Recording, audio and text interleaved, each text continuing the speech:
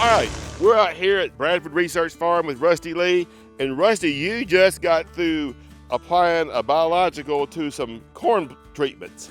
We did. So another great use of drone technology. This is an increasing use of technology in agriculture, drones to make liquid and dry material applications. This cornfield, we just gave it a foliar feed. It took more time to drive out in the field and park and get set up than it did to make the application in these test plots. Just a few minutes, really, and you were done. We were. So it really goes fast. A lot of good opportunity to utilize drones. It's a little wet today, and so we would have had some trouble with the ground rig getting in this field. So it was really nice to fly it on. Well, that's why we did it, because we could not get out in the field.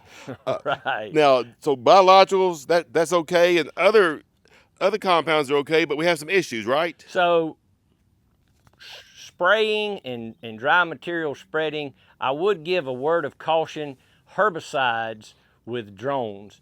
The jury is still out on how well we can prevent drift with this. There have been plenty of applications that it worked fine, but I'm aware of some situations that unintended drift occurred. So we need to look more at the best management practices to make herbicide applications. So I would just caution users of drone technology.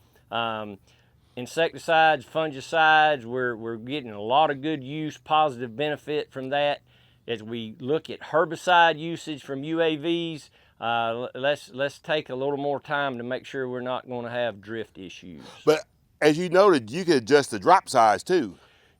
So drop size is customizable on this equipment, height above crop, the velocity across the field. There's a lot of parameters that can be modified. Nonetheless, there are some cases where persons were doing what they thought was best practices and yet still had unintended drift.